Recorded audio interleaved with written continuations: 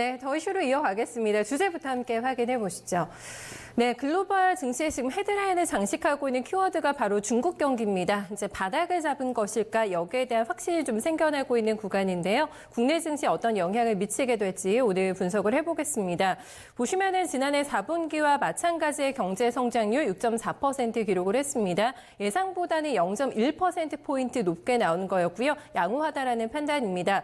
같은 날 나왔던 다른 데이터도 지표가 다 좋았는데요. 산업 생산과 소매 판매 모두 기대 이상의 성적을 기록을 하고 있습니다. 갑자기 지금 베이징의 화면을 보고 계신데요. 대기질이 상당히 안 좋습니다. 갑자기 경기가 둔화가 되면서 다급하게 정부가 인프라 투자에 나섰다라는 겁니다. 그래서 몇 년째 좋아지던 지금 베이징의 공기도 굉장히 탁해지고 있다라는 얘기도 나오고 있는데요. 충분히 설득력이 있습니다. 이런 인프라 투자와 함께 소비를 부양하기 위해서 계속된 감세 정책을 지금 쓰고 있는 상태고요. 그로 인해서 경기 하락은 일단락이 된 상황이라고 볼 수가 있겠습니다. 중요한 거는 이게 연속성을 가져갈 수 있을지 여부가 되지 않을까 싶은데요. 지금까지는 자생적으로 경기가 좋아진 게 아니라 인위적인 부양에 너무 의지하고 있다라는 비판도 좀 나오고 있는 상황입니다. 앞으로 이제 진행이 될 미중 간의 무역 협상도 또 하나의 좀 변수가 되지 않을까 싶은데요. 중국 경기에 대해서 오늘 한번 판단을 심도 있게 해보도록 하겠습니다. 문서진 전문가 함께하겠습니다. 어서 오세요. 네, 안녕하세요. 네, 최근에 중국 실물 지표에 대한 지금 글로벌 증시의 반응이 상당히 강한데 추이를 조금 먼저 살펴볼까요? 네, 일단 이제 앞서 한 것처럼 1분기 GDP 같은 경우가 6.4% 나왔어요. 시장 컨센서스가 6.3%였는데 이제 그거보다는 이제 0.1% 잘 나왔습니다. 약간 이제 시장에서 약간 서프라이즈하게 느끼는 건 이제 3월 산업 생산입니다. 네. 이게 이제 시장 컨센서스보다 잘 나왔어요. 그러니까 8.5%인데 이게 전월이 이제 6%였거든요. 그러니까 6%에서 이게 8.5%로 증가를 했으니까 굉장히 크게 이제 증가를 한 거죠. 이 부분에 대해서 이제 시장에서는 조금 이제 많이 긍정적으로 좀 반응하는 것 같긴 하고요. 고무적이긴 하네요. 이 산업 그렇죠. 생산 지표가. 그러니까 이게 이제 근데 중요한 건 이게 이제 약간 명암이 있습니다. 그러니까 다른 거 대비해서 산업 생산이 화끈하게 늘었다라는 거는 그만큼 지금 이제 재정 정책에 의존했다라는 거죠. 산업 생산 자체가 결국에는 최근에 이제 인프라 투자를 하면서 건설 투자라든지 이런 쪽에 투자가 많이 됐던 거예요. 그러니까 자연스럽게 소비가 늘어나서 이 산업 생산이 늘어난 게 아니라 인위적으로 이제 정부가 아주 강력하게 드라이브를 거는 과정에서 올라온 거기 때문에 네. 약간 인위적인 거죠. 그래서 이 부분은 명암은 있습니다. 확실하게 급등한 거에 대해서는 긍정적이라고 볼 수는 있지만 그럼에도 불구하고 이게 올라온 이유 자체가 인위적으로 아까 이야기한 것처럼 경기 부양책에 의존한 거기 때문에 이걸 지금 시장에서는 좀 문제 삼는 것 같긴 하죠. 어쨌든 그럼에도 불구하고 소매 판매도 잘 올라왔습니다. 네. 컨센서스가 한 8.4였는데 8.7까지 나왔으니까 일단은 중국이 경기 둔화에 대한 우려감은 확실하게 완화된 건 맞죠. 네. 관치 경제 국가답게 일단 부양책을 쓰니까 효과가 나오기는 합니다. 그렇죠. 근데 전문가님이 방금 말씀해 주신 대로 돈으로 떠받치고 있는 중국 경제다라는 비판도 나오고 있는 상황이라서 저희가 여기서는 좀 냉정하게 판단을 해봐야 될 것 같아요. 바닥에 좀 잡힌 건지 아니면 그렇게 확신을 갖기에는 아직은 좀 시기상조인 건지 전문가님 어떻게 생각하실까요? 일단 이제 지금 이야기 계속 하고 있는 건 바닥을 잡았냐라는 부분에 대해서는 저는 개인적으로 이제 확신은 어려운데 네.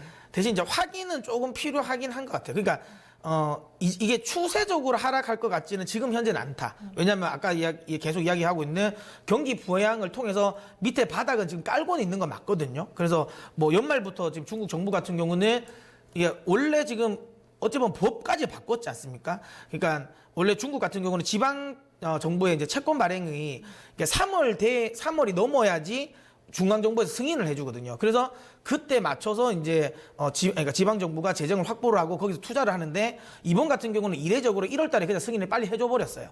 예, 그만큼 이제 인프라 투자라든지 이런 쪽으로 계속 이제 정부가 유동성을 공급했다라는 거고 인민은행도 계속 지준율을 인하를 했잖아요. 그러면서 공격적으로 이제 유동성을 시장이 좀 풀었다라는 점. 이게 일단 기본적으로 바닥은 조금 다져줄 수 있는 방패막은 됐다라고 보고요.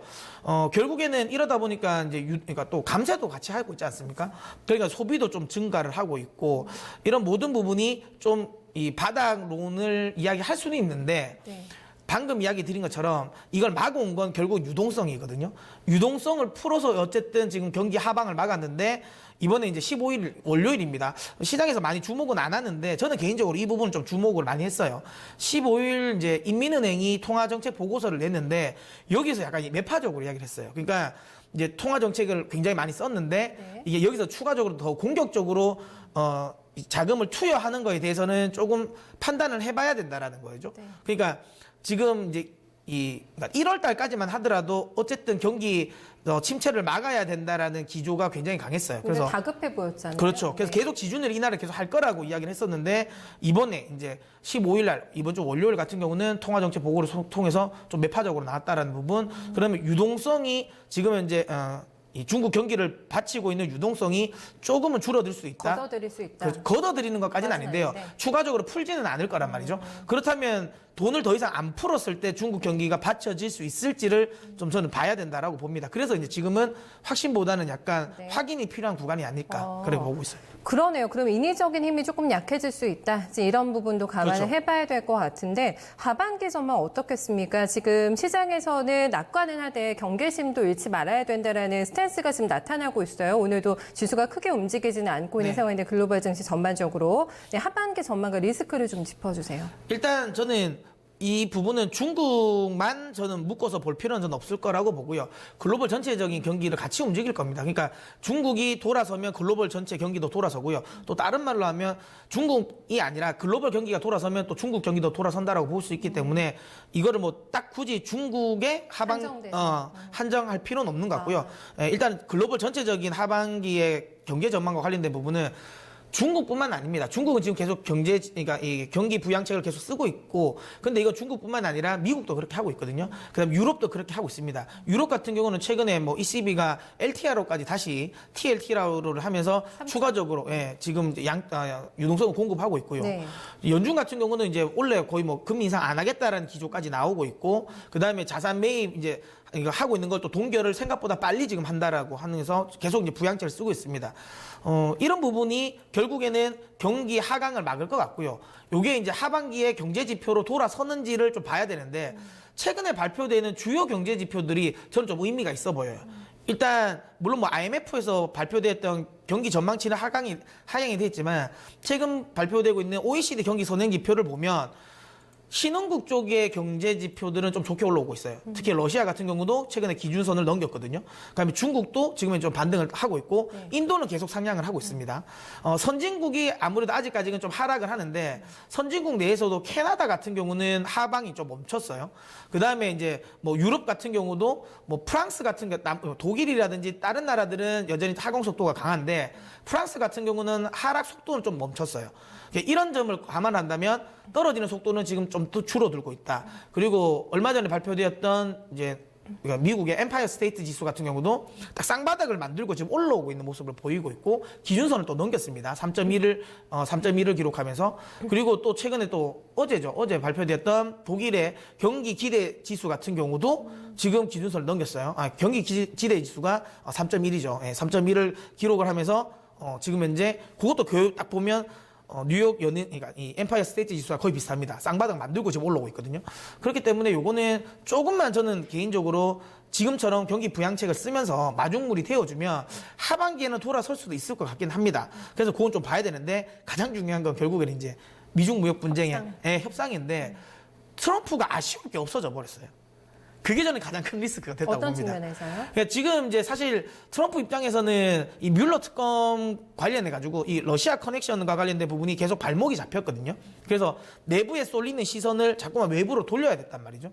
그래서 뭐 북핵과 관련된 부분도 계속 이제 긍정적인 제스처를 취했던 거고 뭔가 결과물을 좀 내놓기 위해서 시선 돌리기. 그렇죠. 그리고 이제 미중 무역 협상도 계속 저는 그렇게 해서 좀 뭔가 정상회담을 곧 할 것처럼 뭔가 결과물이 나올 것처럼 계속 많이 했는데 최근에 하는 행보를 보시면 이번에 하노이 회담도 그렇죠. 굉장히 그냥 뭐 노딜로 해버리죠. 물론 그거는 뮬러 특검이 나오기 전입니다. 하지만 저는 그거를 분명히 받았다고 봐요.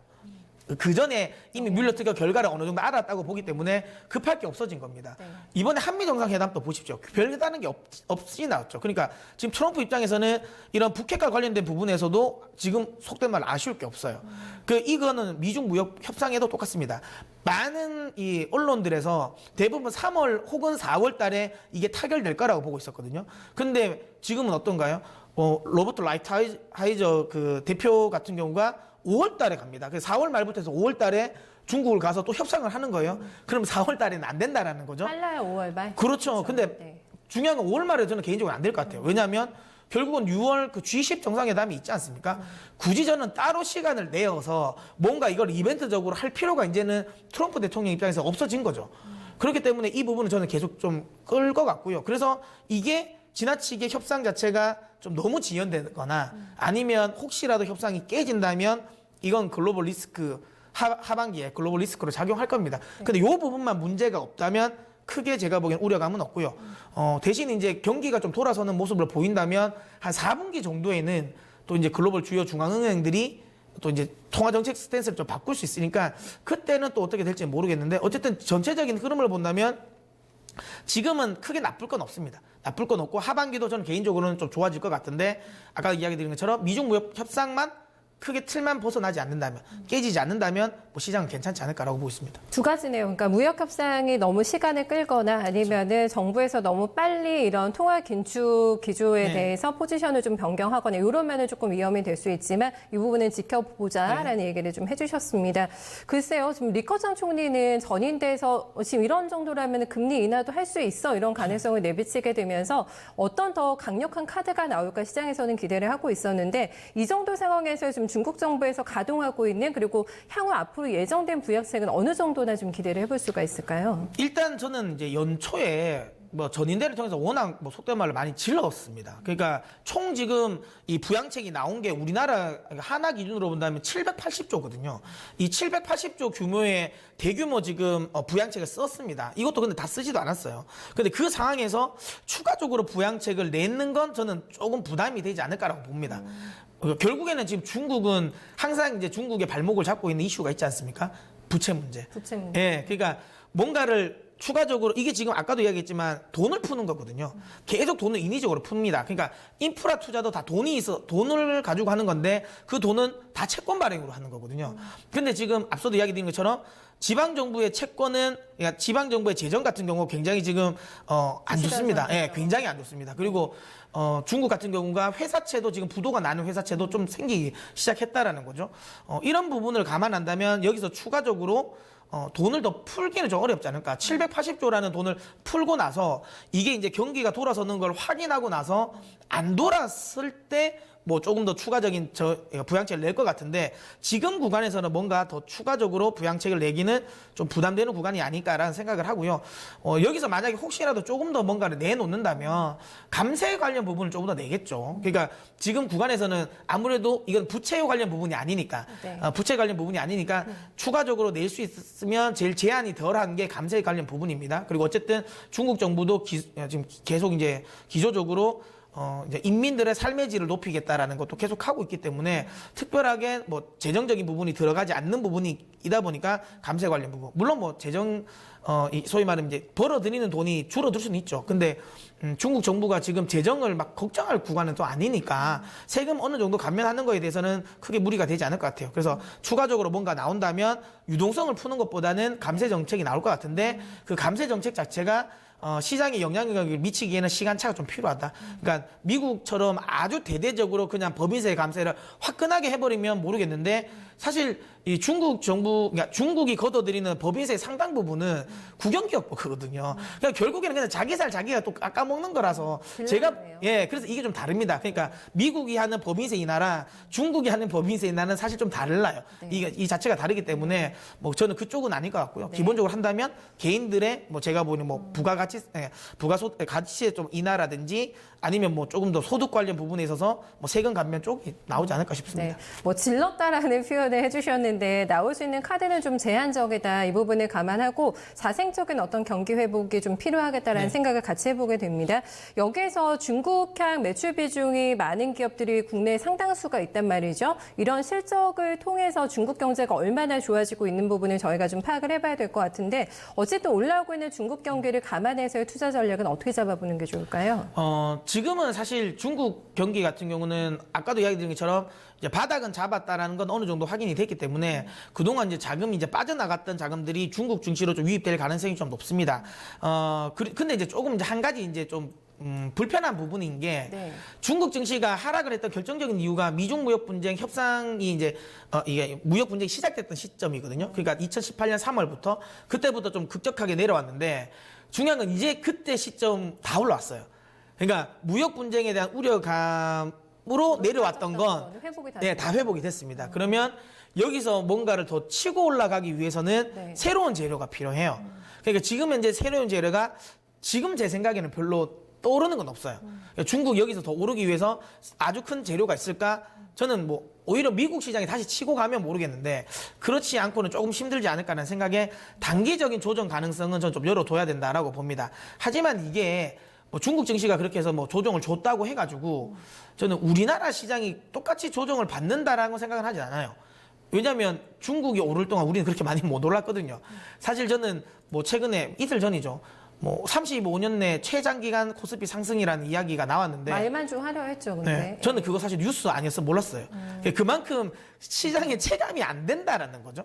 그렇기 때문에 중국 증시가 지금 이제 이런 이제 이슈에 대한 부재로 인해서 내린다고 단기 조정을 줄 수는 있을 것 같은데, 근데 그게 저는 우리 시장에 영향이 미치는 건 좀 제한적일 거라고 봅니다. 그래서 뭐 지나치게 그 부분에 대해서는 좀 우려감을 가질 필요는 없다라고 보고요. 결국에는 앞서 제가 처음에 계속 이야기 드린 것처럼 글로벌 경기가 지금 바닥을 다지고 올라오는 건 명확합니다. 이건 실질적으로 팩트로 나오고 있기 때문에. 그리고 최근에 미국 이제 그러니까 기업들 실적 발표하고 있잖아요.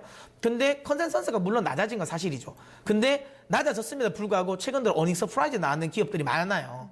그런 걸 보면 시장이 우려하는 것보다는 상황이 좋지 않나라는 생각을 합니다. 그래서 방향성 자체는 전 여전히 좀 상방향 쪽에 좀 보고 가는 게 좋고요. 혹시라도 앞서 이야기 드린 것처럼 중국 증시가 만약에 이제 조정을 주고 그로 인해서 우리 국내 증시가 조정을 준다면 결국은 그거는 이제 무역 분쟁에 관련된 이제 이 소위 오히려 그러니까 이 매수를 할 수 있는 기회라고 저는 봅니다. 저가 매수를 할 수 있는 기회라고 보고요. 결국에는 미중 무역 협상은 저는 해결이 될 거라고 보고 있습니다. 해결이 될 거라고 보기 때문에 미중 무역 분쟁에 의해서 가장 피해를 받았던 섹터 쪽으로 좀 집중을 하셨으면 좋겠고요. 뭐 경기 민감주가 되겠죠. 시클리컬 업종이 되는데 저는 그 중에서도 개인적으로는 IT 쪽을 계속 관심 있게 본다. IT요? 네, 그러니까 의외죠. 원래 보통 시클리컬 업종 네. 이야기하면 화학이라든지 철강이라든지 이야기를 하는데 전 자동차도 얘기해 주실 줄 그렇죠. 알았는데 전 자동차 그쪽은 대표적으로 좀 싫어해가지고. 아, 그래요? 왜냐하면 아직? 자동차가 지금 중국 정부가 부양책을 쓴다 해서 그게 우리나라 쪽에 전 영향을 미치진 않을 거라고 보거든요. 그래서 자동차보다는 IT인데 왜 제가 이제 시클리컬 업종 내에서 화학주라든지 철강주를 부정적으로 보냐면 네. 지금 앞서 지금 제일 처음에 나올 때 화면을 띄워주셨잖아요. 네. 스모그가 많아졌다고. 네. 중국은 지금 경기 부양을 하기 위해서 공급 과잉 지금 이제 구조조정 했던 부분을 구조조정하지 않아요. 그러면 조광 생산량도 증가할 가능성도 높고요. 그 화학 관련 부분도 증가할 가능성이 높습니다. 그러니까 그래서 공급 과잉이 있을 수 있습니다. 거죠? 네. 그래서 같은 시클리컬 업종이라도 저는 이쪽은 오히려 이쪽보다는 차라리 경기 민감주라면 IT 쪽. 어쨌든 이번에 미중 무역 분쟁 협상이 마무리가 되면 우리나라 IT 기업들에게는 오히려 더 좋아질 겁니다. 지적재산권 관련 부분이라든지 모든 부분이 더 좋아질 가능성이 높기 때문에 여전히 IT에 뭐 제가 요즘에 계속 밀고 있는 반장이요 섹터. 그러니까 반도체 장비, 2차 전지, 그다음에 이제 5G, OLED 요 반장이요 섹터에 계속 집중하셨으면 좋겠습니다. 네, 결론은 또 IT 쪽으로 이렇게 귀결이 되네요. 네, 오늘 수고 많으셨습니다. 네.